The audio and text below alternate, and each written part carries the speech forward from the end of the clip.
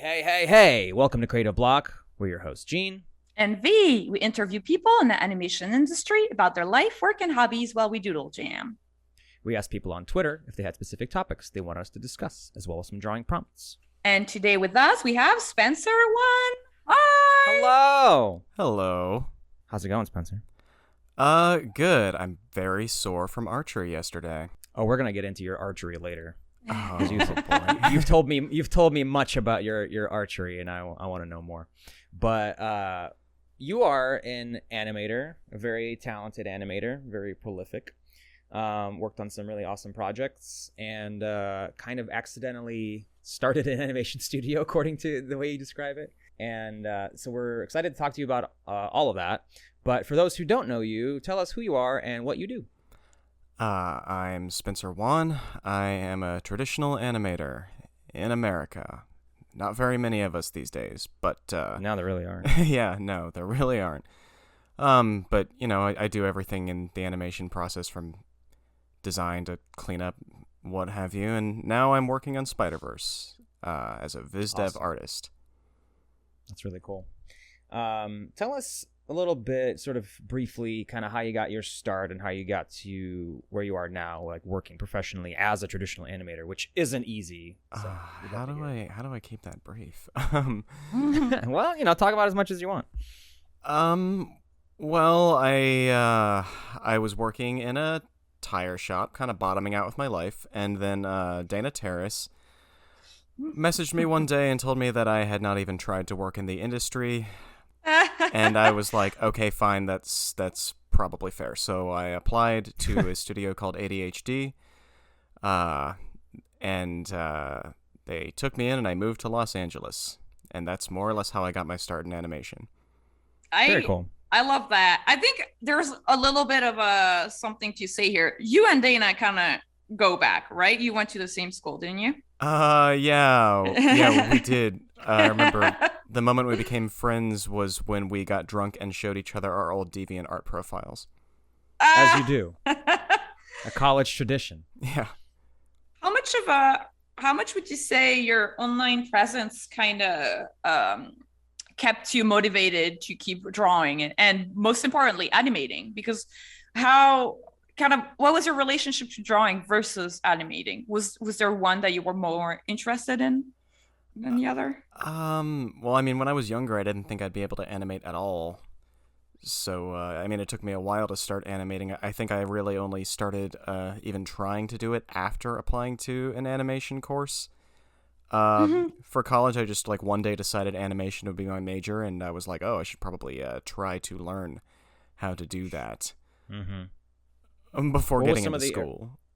Yeah. What was some of the early steps you took to start getting into animation? Were you doing just tests, or did you have a short that you were working on? I mean, I was really just doing tests. I didn't have any ideas for shorts or anything. I did, but I thought that they would be too hard to make because making a long animation is much harder than making a short animation. Sure is. Well, I mean, that's the right way to do it, maybe. I don't know. I guess it depends on who you are, but yeah, big projects tend to not be finished. Yeah, I mean, you kind of just got to start fucking around, right? There's no other way to get started than to just kind of get in there and do it, even if it's all wrong. Yeah. Mm-hmm. What were some of your, what tools were you using back then? Was it Animate or Flash or what? No, dude, I was using some, thing called Pencil that was freeware on the internet, and it was glitchy as hell, and it bugged all of my old files, so now the only way I can get them back is to, take the video and frame by frame screenshot each one and then put it into an actual animation software and then retime it. Actually, I don't think I can even do that anymore. I was trying to look at my old hidden DeviantArt posts to try and reassemble some of these old things, but they've been so the internet has gone through so many iterations now that the files have been entirely lost. Yeah, that happens. It's kind of sad that how much of the 2000s era of the internet is just being buried because of Flash is dead now. A lot of websites are gone, and so it's just people used to say everything's on the internet forever, and it's is it really though? Because there's clearly a expiration date on a lot of this stuff. You just don't realize it.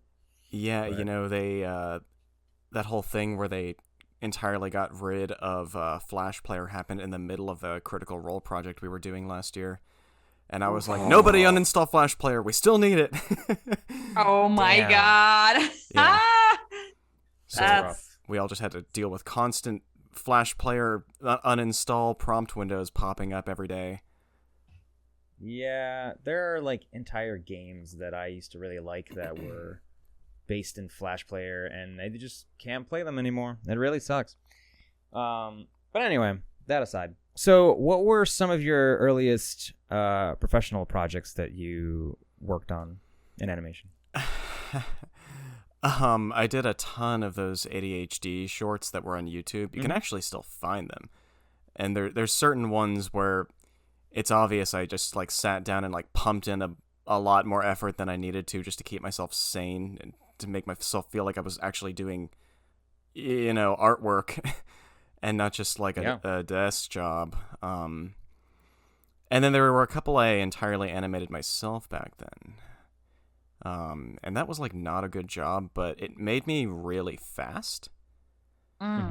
So, yeah, I mean, if you want to Google those, you can just search like animation domination high def on YouTube, and they pop up, and you can see all my weird work from the first year I was a professional animator. Fast is good. Fast is very important. I think that because that's the thing about animation, right? Is that it all flies by so fast that if you get too particular about every frame and even every key drawing, sometimes it's like you're never gonna get it done. It's on screen for so little time usually. Yeah, and back then we had to animate and clean up at least one scene per day. Damn. Yeah, it was insane. That's a lot. It was insane. Yeah. How were we supposed to make anything decent when we had to do that? I didn't know that ADHD was your first gig. For some reason, I thought Castlevania was, but you did ADHD first, right? Yeah, no, I was animating professionally way before I got into Castlevania. Wow. What was your first, when you say professionally, do you mean like in the LA industry, or do you mean you were also animating freelance? I just mean as in I was paid for it. Well, I mean, I think there were like some little music videos or things I did before ADHD, but I honestly I can't remember anymore. ADHD is such a weird little blip because I almost worked there too on Axe Cop, and I was looking to get into the TV industry out here, and I think they reached out to me or something. I don't remember. Maybe I applied, but they were paying so little. I had a job. I was working in mobile games, and it was paying fairly well. And they were hiring for cleanup, I think. And they're like, yeah, we'll pay you. I swear it was $15 an hour. Oh no, that is very much correct. There are people there making $14 an hour. And so I was like, no. I was like, fuck you. Are you out of your mind? That's a lot of work. And so and it's not surprised that they folded pretty fast because it was just you're not treating your people well. I don't know. Well, that wasn't the reason they folded. The reason they folded is because they dumped a whole bunch of money into useless shit. Yeah. I mean, I don't know the full story of that. I mean, you can get along taking advantage of your employees. I mean, you probably make a lot of money that way, but they even managed to tank under that. So wow. True. Yeah. No, that's true. So, V, did you want to ask anything? I was just gonna clarify just real fast, just for our audience that is kind of new to you going into interviews, because just a little heads up, everyone listening, Spencer has done a bunch of interviews that are really, really great and really in depth about his path into animation. So if you want to kind of listen to it more in depth, there's an amazing podcast called the Queer Experience. There's also Dispel. But I kind of wanted to highlight some key points of the way you studied animation, because you said you were interested in drawing, but you didn't really realize that you wanted to animate before you were in school, right? What school did you go to, and how was the process for applying to the school? I went to School of Visual Arts. There's only one of them. Everyone always asks which one you went to. But no, Yeah. there's just one. SVA. SVA for Yeah, SVA. Yeah. Do you remember kind of what it was like for to like submit a portfolio or that kind of stuff? I honestly can't remember at all at this point. that was so long ago. I must have stressed over it a lot, but yeah, it's entirely faded from my memory. I'm sorry. It's totally okay. And I was gonna ask you also. So, how long was the school? How long did you spend at SVA? I spent 2 years there, and then I dropped out after the end of my second year. Awesome. So after I said awesome because I like that you didn't have to go all the way till the end to still be a successful animator, and I think that's a really interesting thing to highlight. What did you do after you dropped out? What did that look like for you? What did I do after I dropped out? Well, I started working in that tire shop. Yeah. Where was that, by the way? What area? Discount Tire in where was that? Something like it was in Sandy Springs in Georgia. Georgia. Yeah, and I was also working for a city art camp at the same time. So I would go and deal with children in the morning and get mentally exhausted, and then I would go to the tire shop and get physically exhausted. And that was the sort of place where, like, half the time we didn't even get lunch breaks, so I would just jam a bunch of granola bars in my back pocket.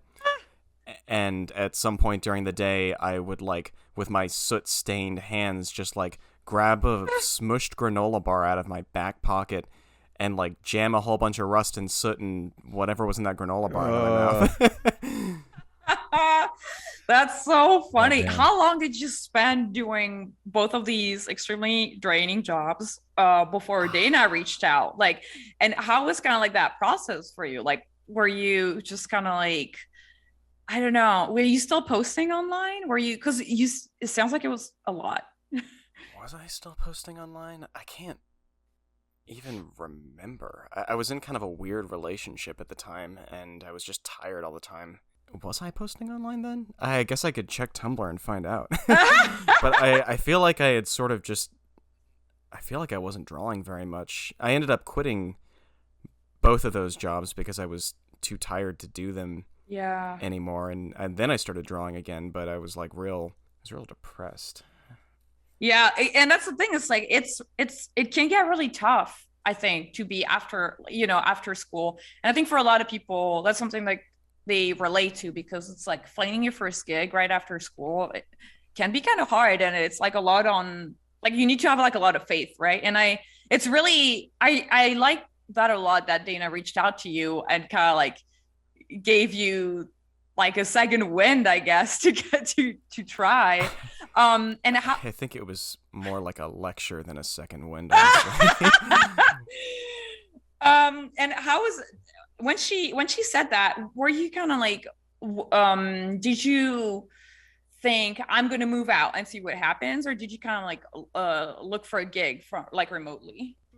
I honestly just followed her recommendation. I wasn't thinking very much about anything at that time. I wasn't really like trying to plan ahead for my future. I was so tired and like jaded by that point that I don't know. I didn't think things would possibly work out in any real fashion. I just kind of was flowing from one thing to the next. And you landed the gig at ADHD. That's really cool. Did you make a lot of friends at ADHD? Like, how was networking from there on out, or what did your career look like really fast after? I mean, I don't think I did very much networking back then. I basically just hung out with people on the shorts team there. I think at some point they were planning on trying to move me to another one of their TV shows, but I ended up staying on the shorts team almost the entire time I was at that studio. And there wasn't really a lot of communication between departments, I think, by design there. So, yeah. Well, because they tried to unionize at one point. Oh, and then in reaction to that, they split the entire studio apart so that people couldn't communicate anymore. I mean, like, that's kind of a conspiracy theory. I mean, like, maybe they just needed more space, but, like, it seemed like a lot of the union people ended up in one location, and a lot of the people who were either on the fence or didn't want to do it were in another location. I don't know, man. I don't like anything is possible at this point. Like I just when I hear shit like that, it's like I don't know, probably. Yeah, well, we were also afraid that we'd lose our jobs because they used to fire people at a moment's notice there. Oh, I got my job there because some guy said some innocuous thing in a meeting and they just fired him on the spot. Oh, Cool. wow. Yes. Nice. That's nice and healthy. Yeah, I was Good having a work real environment. great time there. I mean, I had really good friends. There were some really quality artists at that place and like some really good people, but it was a hard place to work, and I tried to give up on animation after that, and I left LA and I went back home. Nice. And home for you is Georgia, right? Yeah. Yeah. You've moved around quite a bit, huh? Because you mentioned to me that you don't like to stay in one place for too long. It just drives me insane. I mean, maybe it's just that my life kind of sucked for a while, and that was what was driving me insane, and I thought maybe a fresh start would, like, get me going again, and it usually did. It doesn't really work now. I'm too old. Now it's tiring to move. Oh, yeah. It's exhausting, especially if you're going, like, across the country. Yeah. That's a lot. I have made the trip from LA to Georgia, like, 8 times by car. Yes. Oh! Yeah. And do you insist God. on going by car every time? Because is it just like part of your soul and being now? I usually just have stuff I need to move, and there was no financial alternative than to jam all of it into the back of my car. Oh yeah, Sure. interesting. Yeah, moving's brutal. Yeah. What are some of your, like, earliest influences as far as animation and art? But even outside of that, really, if there's something else that inspired you. Well, I mean, my earliest influence was from this animator named Noria Matsumoto, who I think I've talked about him on podcasts like a billion times by now. Who isn't influenced by Noria Matsumoto these days, right? So what is the context for that? Like, what have they done? Well, he did all of those crazy fight scenes in like the early Naruto series. Ah, okay. Yeah. Is that like the one with Sasuke? Is that the famous one? It's like all the famous ones with Sasuke. He did so many Sasuke Shit. scenes. I mean, he did the Rock Lee scene too. Oh, wow. Okay. But yeah. Yeah, I didn't even know. Whole I bunch don't of kids know saw names. that. I don't know names of animators really. Like people have all these lists of like Sakuga people, but I don't know. Hughes. I know, Mm. but I don't know. I don't obsess over like people's work like that. But it is cool to know that there is pretty much one person. It seems like that's in charge of all of that for Naruto at least.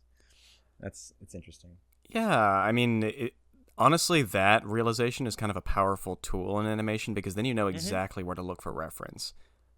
Up until that point, people are just like, oh, they'll chalk it up to budget, or they'll say some particular studio did something. But if you know the artist that did something, you can just go directly to the source and learn from that. It's very true.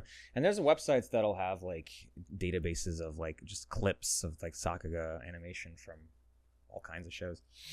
You have strong feelings those about things are amazing. Sakuga, right? Spencer. I do. I thought you did, but maybe I'm wrong.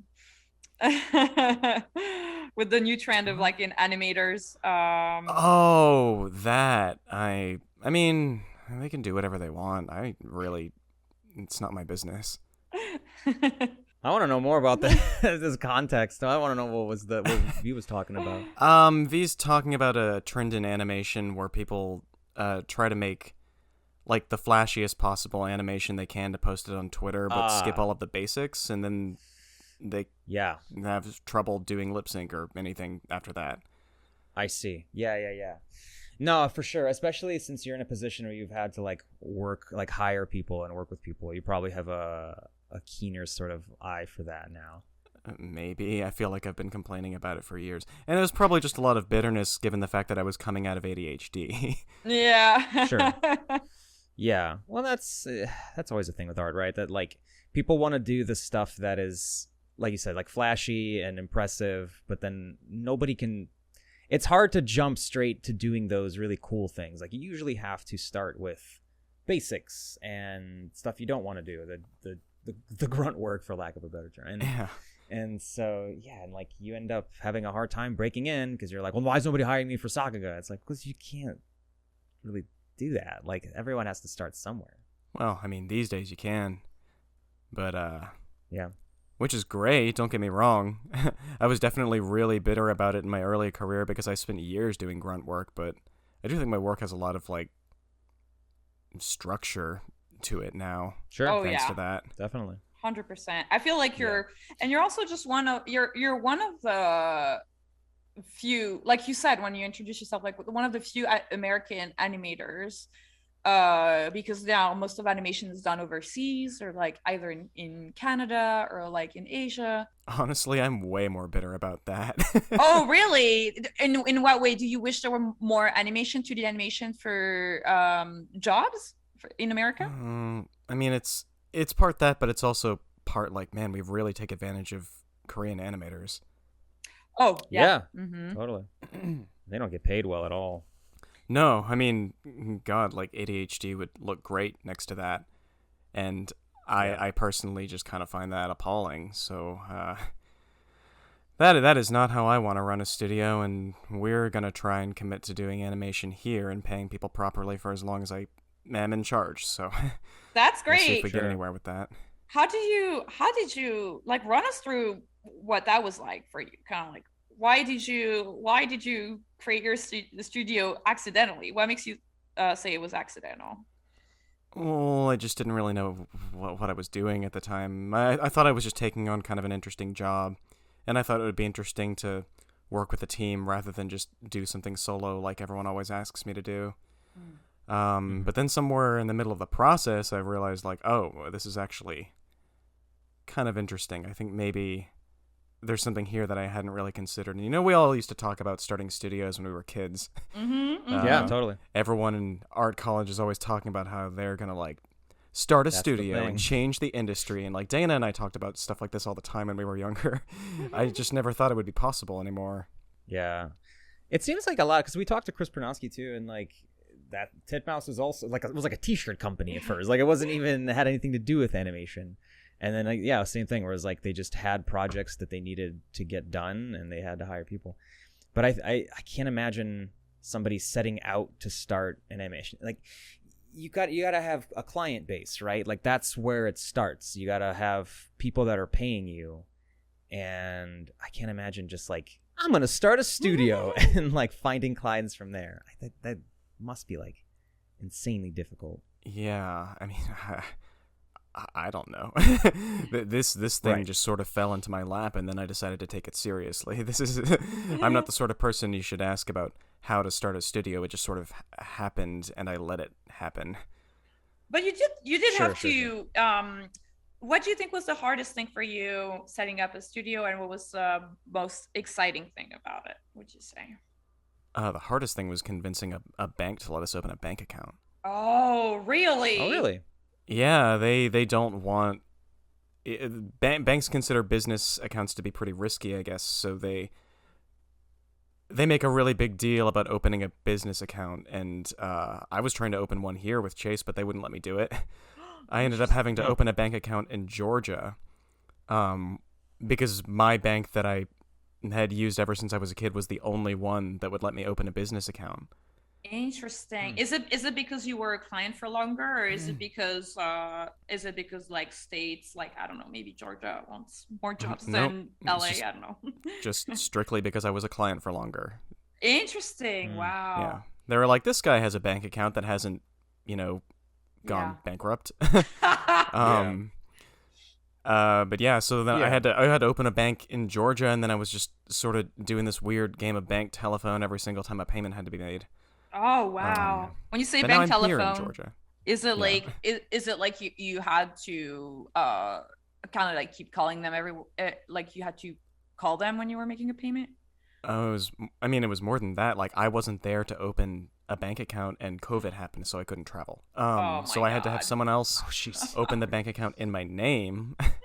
Oh, that must have been like a ton of paperwork, right? Like the procuration and stuff to be like, yeah, they really represent me for real, I swear. Honestly, I can't remember how much paperwork it was now. I just remember I was really frustrated at the time and wondering how anyone possibly does this from zero. Well, I guess like the thing that's kind of crazy is that like you did all that. Like you're an artist, but you did all that like administrative, bureaucratic side of it, which, I guess like the first instinct of someone who would be like creating a studio, or I don't know, we haven't actually asked Chris about it, but like maybe they hired someone who's like that's their jam, paperwork. Well, I come from a family of accountants, so the instinct was already kind of in me. Interesting. I didn't really think too much about whether I could do it. It was just this task was in front of me, and there were avenues to get it done, so I did it. I like that about your mentality. Is like, all right, I have to do it now. It it will get done.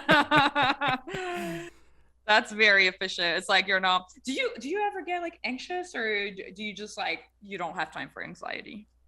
Honestly, I didn't realize what I was doing at the very beginning. I didn't think I was actually starting an animation studio, so there wasn't really any anxiety to be had. I thought I was just sort of goofing off. Well, not goofing off. I was doing work, but Right. the animator's version of goofing off, where you enjoy yourself on your time off by doing more work for a different company. And so you created your studio because you somebody reached out to you for Hades, is that right? Yeah, Jinzi reached out. She ended up calling me. I took the call while I was at Sony.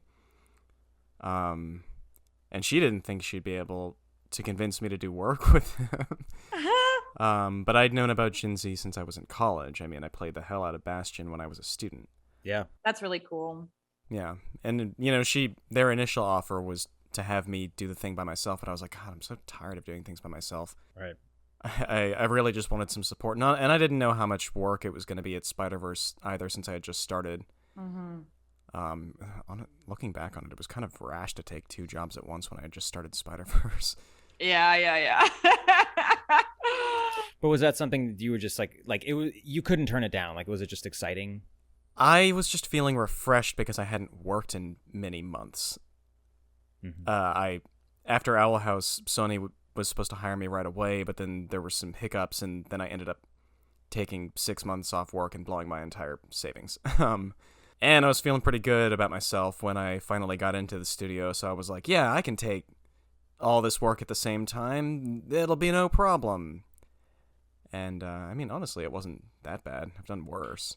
I mean, I remember we were hanging out. It was kind of rough, but I feel that's kind of the thing that we kind of forget, right? It's like in the moment, it's like gruesome, and then when you look back, you're like, yeah, I did that. I mean, it wasn't no problem. Gruesome, V. I've definitely actually had worse. Like, it was no like opening on Castlevania where I like stayed up for 5 nights straight. Oh my god. Oh god. But and I don't work that way anymore. That was just something dumb I did when I was younger, and I paid the price for that, man. You should see how gray my hair's gotten in just the past 4 years. Oh, wow. That's also, I mean, I guess what I'm trying to say is, like, talent comes with a lot of practice, and you've definitely put in the hours.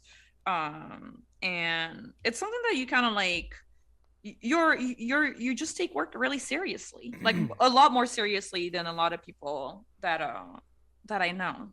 And I guess like because it sounds like sometimes you could like listen to like, yeah, I was working on Spider-Verse and putting together a studio, but that's a lot of work, that's a lot of commitment, and that's a lot of hours. It's like after a full day of working on a day job, you go home and you put in another, like, what would you say, like 4 or 5 hours of yeah, something like that per night. Although to be honest, the pandemic made it easier. Oh yeah, because you didn't have to commute. Because I didn't have to go anywhere, and there was nothing to do. I was stuck in my apartment all day. I was like, oh, this might actually be kind of a weird. I mean, like, it sounds weird, but it was like a little bit of a blessing for us because I didn't have to go from the studio to my house. That like 1 hour commute would have sucked so much time out of the schedule. Right. Yeah. Yeah, it really does. Like, time has become such a valuable currency for me more than anything. It's just like, every 30 minutes that I have to commute or whatever, it's like, well, that's gone. Like, I can't do anything. But it's not even just productive either. For me, it's like, I also am, I don't have, that's less time for relaxation. That's less time for like anything. So like, yeah, those commutes are brutal. That was the biggest upside of the pandemic, I think. It's just like getting back some of that time. I hate working from home, though. I would much rather work like in-house if I could. Yeah. Do you think you have any interest in creating a physical space for Grackle at some point? Oh yeah, the moment we're able to actually, get enough work in to hire full time for sure. Although we'll probably look at some sort of situation where we do like a split thing where people can come in for a couple days a week, or maybe they don't want to come in at all. Maybe they want to be entirely freelance. It's things to consider, and since I run the business, I guess I can make these decisions. Yeah, that's all up to you. Where would you want to set that up if you could? I don't know. Not California though. The price of living is too high. Someplace where people can actually afford to live, and then we'll just pay them the same rates people make in California, and they can, live their lives. Live luxuriously, honestly. And not have to worry about their savings being drained from 6 months of not working. Yeah. It's rough, man. The animation scene, because I lived in Atlanta very briefly, and I worked at a studio called Radical Access. And they were the ones who used to do Squidbillies and Aqua Teen and all that. And, like, there was, like, 2 animation shops. It was, like, Radical Access and, God, I remember the Awesome Inc., I think. Oh, no, they came after. But there's not a lot. And there's a lot of people coming out of SCAD that are looking for work. And, like, I don't know. There's just... I really wish that there were more like actual animation opportunities and not in 2 places. And basically in LA, like it's not even a real opportunity because like you said, like it's impossible to sustain yourself on animation salaries.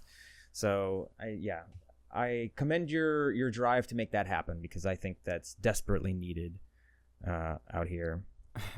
Yeah, I mean, we'll see where it goes. I can't promise anything because I'm one person. No. Don't put that kind of pressure on yourself. There's plenty of. I'm seeing a turn with studio work where we've talked to Chris P and other people, and like it seems like because there's so much content being produced now that like animation studios, even the ones that are domestic, like in the US, like they have to turn work down. And that's crazy because that didn't used to be the case. Like it used to be where if you had a small studio, you're just like, yeah, sure, we'll take that on. And that's not good because then there's less competition, which means that you don't have to ask for as much money. And so what I'm hoping is that one of the good things of this endless stream of content is that it'll create more competition and studios will be able to get higher budgets and then pay their people more, So that's my optimistic view on like animation work being done in America. That would be great. That's my hopeful view of things. Well, we do actually spend a lot of time turning down jobs. I think half my email is just turning down jobs. It's a lot of work. Turning down jobs? Yeah, and we've got my friend Adam Amaral has been the one managing the studio email forever now. And nice. Mm-hmm. God, it's so much work, man. It's so much work just managing the email. I don't know. This is probably the worst part of it. And then you have to write rejection emails, which are not fun, but like we're too busy. I don't know what to do. I mean, to me, it sounds like there's like serious opportunity for expansion because if you're getting that much offered to you, like, and there's animators out there looking for work, like, I don't know. Yeah, it's true, but right now I'm all tied up on Spider-Verse, so until I decide to put a big period on this, I'm not going to be able to focus full time on this, and like frankly, like we need another director if we're going to start taking on multiple jobs. Do you is that maybe, I mean, maybe it's too soon, maybe you don't want to talk about it, but like what do you kind of plan for yourself after Spider-Verse ends for you? I can't really talk about it because there's a lot of NDA stuff. Okay. Good old NDA stuff floating around. NDA. But we are moving in kind of an interesting direction. Okay. We are moving in kind of an interesting direction. I think it might end up being the case where we can start hiring full time sooner rather than later. So awesome. That's interesting. It's terrifying, and I just hope I don't let people down, to be honest. You won't. I understand the fear because the more responsibility that it piles on, the more it's like once people's livelihoods are in your hands, that's a stressful thing. But it was easy to be gung ho about it when we were just doing freelance work for Hades. But now that it's looking like it might actually be a real thing where people might actually have to rely on Grackle for a paycheck, like, oh God, I'm gonna do my best, but that is terrifying. Do you feel like that kind of you started kind of becoming more aware of that when you did the Critical Role bit, or is it something just like because now you're considering going full time and it's the full time aspect of it that's just kind of making it like real? It's definitely only the full time aspect of it. We rolled straight from Hades into Critical Role. We did that project a year ago. It just took a really long time to come out. So I wasn't thinking about it back then either. I was just coming off of the like, oh yeah, maybe this studio thing could be an actual thing sort of mentality. It's only this year that I'm starting to think about things like that. And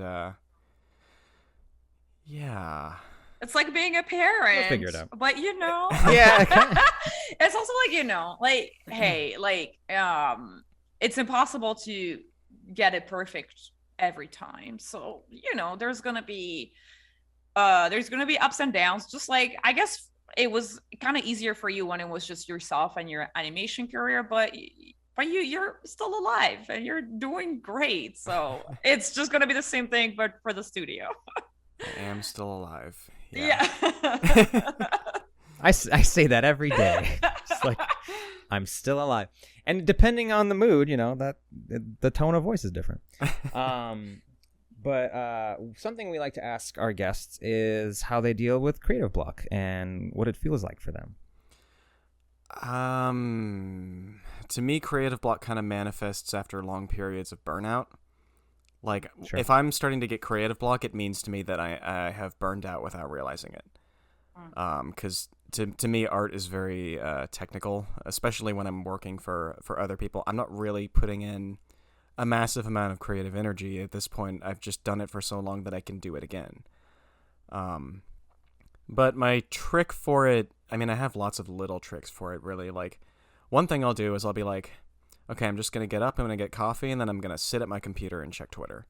Because just the act of sitting at my computer can sort of trick me into maybe I open my animation file, and then like maybe I see something that I did yesterday that I'm not super keen on, and that transforms into me doing some new things, and before I know it, I've worked for like 2 hours. I love that you mentioned that because it's something that nobody has ever mentioned before. Looking at something, and it's something that I've read in this daily ritual book about that, like covers like artists and writers and philosophers and da da da da. Like sometimes something to kind of like start working is to look at your old work, even if it's just a 1 day old work. I think that's really, really smart, and it's something that we haven't really discussed before. Is this something that you do often, kind of like looking at something that you've just done and like editing basically? Really only when I'm not feeling great, and it's just really a way for me to work through creative block. I don't spend a lot of time erasing old stuff. You kind of have to just keep moving forward in animation or you'll never finish. So although I spend a lot of time on doing that on Spider-Verse lately. Interesting. Maybe you're burnt out. I mean, maybe I'm burnt out, but I think it more has to do with just like I'm working on a feature now, and there's like the sort of a perfectionism that comes with that. Sure. Yeah, definitely. Do you think how much of your work on Spider-Verse is NDA? How much can you kind of tell us what you're doing on the show? V, I think you know the answer to that. Sorry. I just had to ask. No, because like for example, if I were to talk about storyboarding on a feature, I could talk about it without breaking NDA. For example, it would be just kind of like in terms of like meetings, the amount of meetings, or like the amount of like the nature of the notes, or like kind of like the nature of like a launch would be very different between TV and feature. Boards. Well, I mean, I can talk about some of that stuff, but to be honest, the nature of our launches is a lot more like figuring it out than TV is. Like usually with TV, there's no time to figure it out. You go in and you do it once, and if it looks good, then that's approved. Nice. But like Yeah, on yeah. feature, there's so many specific points you have to hit. Sometimes you go in with not very much of a vision at all, and you just kind of have to like make something from the ground up, and the entire time you're stressing about whether or not this is correct for the movie, or like whether or not you even think this is any good. And then you stress about it for a really long time, and then at some point during that, something has come out of your hand, and it's time for the meeting, so you got to submit that. And then would you say that you spend you spend more time revising animation on feature than in TV? Oh my god, there are weeks where I'll spend like 3 days making an animation and then I just delete it. And that I've never done that before. I've never had the luxury of being able to delete my work before. But Interesting. It You also see that as a doesn't luxury. feel great. Yeah. Wow. Yeah. I mean, I see it as a luxury because like this is like at the end of the day, this is a great job. Like I like working on Spider-Verse, and I like that they give me enough time to really focus on things, but at the same time, it can be really Right. stressful. Yeah. I can see that. Okay. We have a bunch of Twitter questions that I think are very good, and I'd like to ask them. From @DimpsDoodles, what's some of the best stuff to study if you want to do really great action animation / boarding? Well, you should definitely look at some of the best action animators in the world. You know, when people are asking me what they should reference, I usually try to tell them to go to the root of the work. Like, when you're picking your influences, a lot of people will pick from, like, people they see on Twitter. Or, like, for example, I don't think I'm a good reference for action animation because my work is derivative of other action animators. And if you just keep going down the line, it's this game of animation telephone where by the end of it, you're not even sure why the artist made those decisions. Almost every decision in animation, like, it was made for a reason at one point. And the closest you can get to the original creator of those techniques, the more you're going to be able to understand it. So, like, I really like to tell people to look at, like, some of the older action animators like Yutaka Nakamura, or, you know, you could look at Noria Matsumoto, like everyone does, but like they created a lot of these techniques. Like, go for the masters. Don't look at my work. That's my best advice. Yeah, that's really good advice. I think you are I think you're a good person to study because I think you do good work. But I understand what you're saying about the, you know, that sort of game of telephone. It's like if you're only looking at the results and not the source, then you're sort of whittling away the intent behind things, and it just becomes like style on top of style on top of style on top of style.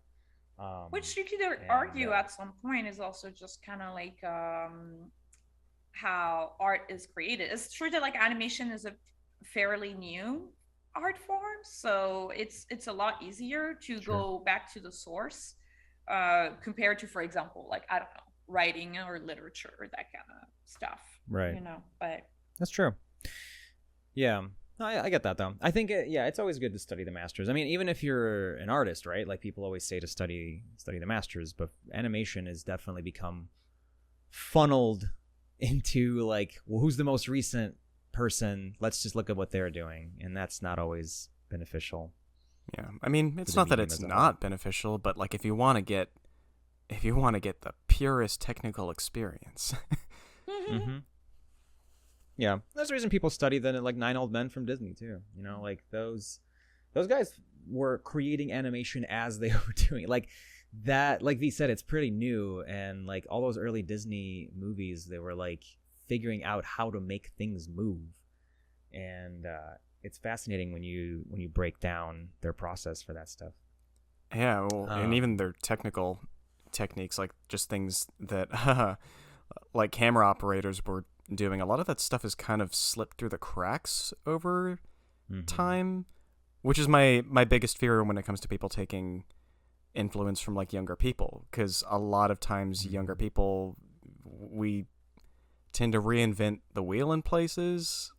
Like I feel like in this industry, I've seen like someone come up with a new way of doing literally the exact same thing that was done before, and they just expend a lot of effort trying to figure out this thing that like there was already a solution for that. Does that make any sense, or am I just rambling? Yeah, I No, totally it makes agree with what you're saying, and at the same time, sometimes I feel like unless you kind of go through that hurdle yourself, it's kind of like, experience. Yeah. It's kind of like two different ways of learning, right? It's like either you learn it from the source with like kind of like the pure technique, or it's more experimental type of learning where you have to trial and error a million times, and then you're like, wow, I did this thing, and then you could be like, well, the older guy did it before you way faster. But the thing is that at the end of the day, it kind of depends what your goal is, because if your goal is to like really kind of burn the knowledge in your brain, I kind of feel like the trial and error route works better for some people than the other kind. It's definitely more fun. And I only say this because I was a trial and error learner. Mm-hmm. And it's interesting to me, like, over the years, the really good trial and error learners that I've known have all kind of arrived at the same conclusion, which is like, oh, we probably should have taken studying the masters more seriously. Yeah. But is it something that you ended up doing more later as a result of like doing so much trial and error? I just felt like I wasted a lot of time. Like, I mean, trial and error is good, but like there were so many times I was beating my head against a wall because I was missing a very simple technique that an older animator had invented like 50 years ago. I see. Yeah, my whole career has been like, it's been the sort of like, I want to do that thing that I saw that looks cool, and I would just kind of copy it.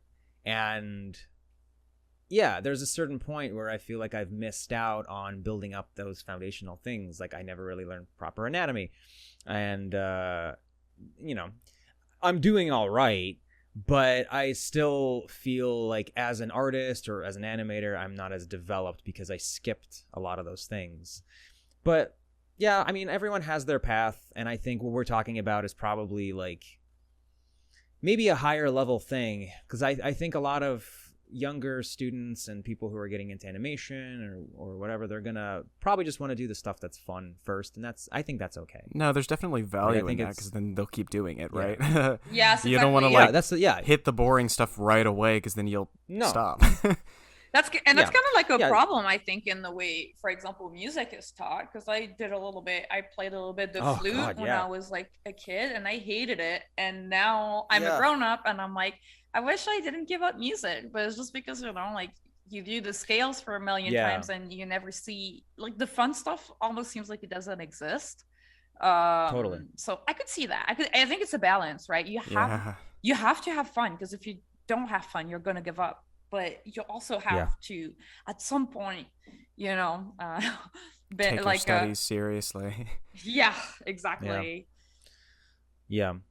From @SonOf22Choppy, what made you grow the most artistically speaking, and what kind of study would you recommend for someone who enjoys animating far more than just drawing? That's an interesting one. The thing that made me grow the most artistically was this moment at the beginning of college where I realized I was I was one of the worst draftsmen in the class. So I spent a few months just copying all of my peers' drawing styles. Emulation is really the best technique for learning. Yeah. And like I said before, I think you should try and emulate people that really have a handle on what they're doing. Yeah.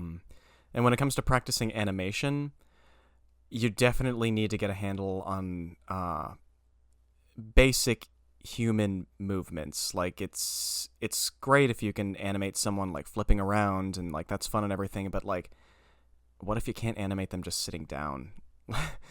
How can you call yourself an animator if you can't convince someone that your drawings are alive? Like that's the whole point, right? Man, I had one of my good friends in college. I remember we talked about that. Like he was like, yeah, Gene, exactly that. He was like, yeah, Gene, you can animate like, a character like fighting, but he's like, can you just like animate a guy like holding an object in his hands? And I was like, man, fuck you. And I remember like being annoyed by that, and now I get I figured it out a while ago, but I figured it out later. I was just like, yeah, I guess I don't. I was like, I guess I don't know how to do that. And it's a good thing to have. If you, my goal shifted a while back. Like I didn't want to do animation professionally, because it's like we've said, it doesn't pay well and it's exhausting.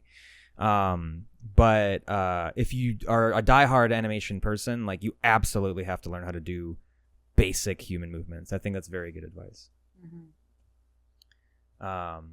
Let's see. At MW Singer asked, I'd love to know what Spencer enjoys doing outside of work and what his favorite restaurants are. Well, I mean, when it comes to favorite restaurants, I have different ones in all of the cities I've lived in. So drop some recommendations. Okay, well, if you're in Atlanta, there is a sushi restaurant called Sushi Mito, and they are really, really good. They also serve izakaya, and everything on the menu is fantastic. It's a giant menu. Hell yeah. For Los Angeles, my favorite sushi place was Kazunori. They don't have the best sushi in LA, but they definitely have like a really good compromise between price and quality. Okay. And that's why it's my favorite, because you good. can fucking afford it. You can just go there and like eat your fill, and then you walk out with a bill that's like under $40. Like, fantastic. Oh, that's great. Yeah. And then for Austin, where I lived when I was working at Powerhouse, I would recommend Ramen Tatsuya, which is a restaurant I fainted in once. Oh, in a good way or a bad way? I slipped. I don't know. Is there a good on way? the curb because it was wet, and then I crashed into a grocery cart, and I got like this. I got this like giant bone bruise that I wasn't sure if I had a fracture because I'd broken that leg several times, and I stood on it and it held my weight, but the whole time my brain was going like, is this broken, or are you just tanking it because you've gotten used to this pain already? Like, are you seriously screwing up your leg right now? Like, do you need to sit down, or are you fine and you're just being a baby? So I walk into the restaurant, and my brother gets up to order ahead of me, and the whole time I'm just like moving through this line, thinking like, oh my god, like, am I permanently damaging my leg by walking on it right now? Like, is this going to be okay, or am I just freaking out over nothing? And then like I get up to order, and the lady's like, what would you like? And I say like, I think I'm going into shock. And my brother is like, oh, he's joking, right? But then he sees that like I've begun to drag this water glass toward me. Like I was holding this water glass over the counter, and I'm like slowly dragging it toward me. And my brother's like, he's not joking. And then I fall, and he catches me, and then he catches the water. Nice. And I wake up with one of their chefs like slapping me in the face, and I guess I fainted for like a few seconds, and he tries to grab my leg, and I'm just like, no, don't do that. And an ambulance shows up, and I can't afford an ambulance, so they're like, please get in this ambulance, and I'm like, absolutely not, I will not get in that ambulance. I know what's going to happen if I get in that ambulance. I'm never going to recover from this financially. So I send them away, and the ramen people are like, you sure you're fine? And I'm like, yeah, I'm fine, but I still want to eat though. And they ended up giving me ramen for free. Wow. And yeah, at least you got ramen for I got free. discounts at that How's your restaurant leg? up until the day the entire staff finally turned over.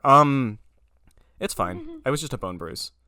That's still insane. I love that. Like, I thought maybe it was a fun, like, it was so good I fainted, but no, you almost ruined. Oh, and their ramen's really good. My favorite ramen in the country. So go there if you want to try it. Okay. Ask for the Spencer discount. Yeah. Oh, and I guess they asked about hobbies too, right? I mean, I do a lot of archery. I started to take it really seriously after COVID started, because it was the only thing I could do outside that guaranteed someone had to stand apart from me. What else do I do? I play a lot of video games. I play a weird medley of video games where I'll play like Animal Crossing, and then I'll play Dark Souls. Yeah, but varying taste. Yeah. I'm the same. At Dinolich asked, if you could challenge anyone real or fictional to an archery contest, who would it be? I would challenge like basically any Hollywood character to an archery contest, because they spend like a few weeks learning how to shoot the bow and they never quite get the form right, so I'm pretty confident I could outshoot like any of the celebrities who have learned. Nice. Probably. Speaking of video games, at Art of Jordan E asked, have you ever played a Castlevania game prior to working on the show, and if yes, what's your favorite? I tried the first two Castlevania games when I knew that I was going to be working on the show, but I couldn't get over the stairs controls. They're tough. Yeah, so then I tried Symphony of the Night after a little bit of Castlevania, and I was like, okay, this one I can probably get behind, but I'm too busy right now. I think I got to the second save point, and then I had to work on Boruto. Damn. Yeah. Yeah. At Crogden asked, what is the most appealing kind of animation for you, and what do you usually use to distinguish it from others? That's a hard one, huh? There are just so many types of animation. I don't know if I have a type that's the most appealing to me at all. I just like seeing people make good work. Mm-hmm. But usually, like for example, what's the kind of work that when you see it pop up like on your feed, or like when you watch an animated movie or ad or whatever, what's the kind of work that you're like, wow, that was really cool? Honestly, I feel like these days I spend a lot of time watching things, and like sometimes I'll get really impressed at how consistently something is directed. Because in Japan, the director has to draw over the animation to make it consistent, right? So like sometimes you'll get these episodes where a director has done a ton of work, and you can tell that like a lot of the drawings have stemmed from this one person. And that is a very unhealthy way to run a production, and a lot of people get real sick from it.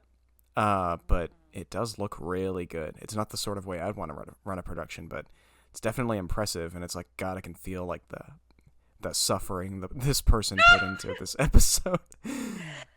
So Spencer likes suffering. No, I'm joking. I'm just suffering. I'm sorry. God. I was just joking. We can cut it. No, it's fine. Leave it in. You're like, yeah. Yeah, I love suffering. I'm Spencer Wan, and I want you all to suffer. No. Gonna put that on your Twitter bio. No, I spend a lot of time these days trying to make sure younger animators don't have to suffer the way I did. Yeah. That's good. Yeah. I think I admire that. Mm-hmm. I think that's what you should do, right? There's that weird sort of mentality of people like pull the ladder up behind them, and they're like, you gotta go through the same shit I went through. And it's like, that's so like hostile and mean. Yeah. Like, wouldn't you want to make things better for people? I don't know. No, fuck that. I don't think anyone should be working 5 nights in a row. That was insane. I don't want to put that on someone else. Like, no one should have to do that. It sucked. That's really crazy. Yeah. I feel like, I don't think I ever did anything like this, because I can't even pull an all-nighter. Like, it's not biologically possible for me. I just like end up falling asleep. Yeah, I couldn't do it. Yeah. I've never done an all-nighter. I don't know if that's just good time management for my behalf, or but I don't think I could. Like, I've stayed up really late, and maybe woken up a little earlier, but like I've just always known that if I stayed up the whole night, it would fuck up my day and then my whole week. Like, I don't know.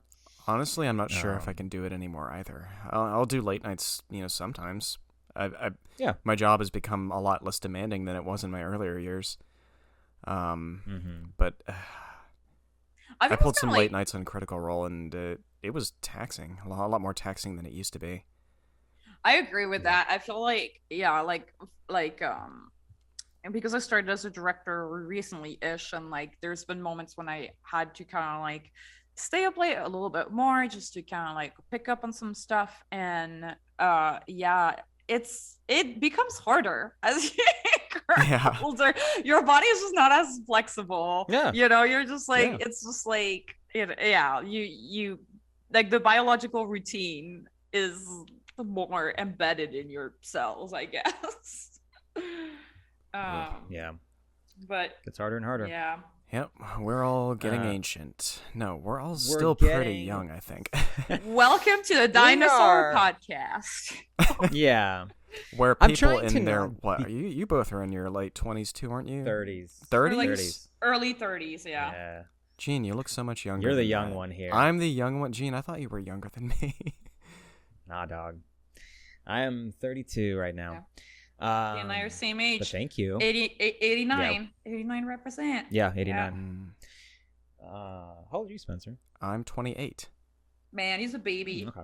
Yeah, I'm the baby. It's funny that you thought I was younger. No, man, I've been around. I was on Newgrounds back in the old days. I missed Spencer? Newgrounds. Huh? What? You were not on. Oh, really? You were not. Oh my god. I was not on Newgrounds. No, I think it was still going on when I was younger. I just never really still going on found. now. I mean, yeah, it's like going on, but it's not like the golden age of internet animation anymore. No, it's not. That weird time in the history of the internet that like I think about constantly. That I Yeah. someone should really document this stuff better than they have been so far, because like that was such a strange time to be alive. Yeah. There'll be a documentary about it. I'm sure it was. There's a lot of. Forget the documentary, Gene. There needs to be a museum. There needs to be multiple museums with like Sparkle Dogs and MySpace. Yeah. And everything that was on Newgrounds. But yeah, I missed that. I think I caught it at the tail end, and I decided I didn't really understand it. So I was never part of the community. But Newgrounds is kind of like getting a second wind right now. I'm seeing more and more artists putting their Newgrounds profile in their Twitter bio, and I'm like, oh, that's kind of totally cool.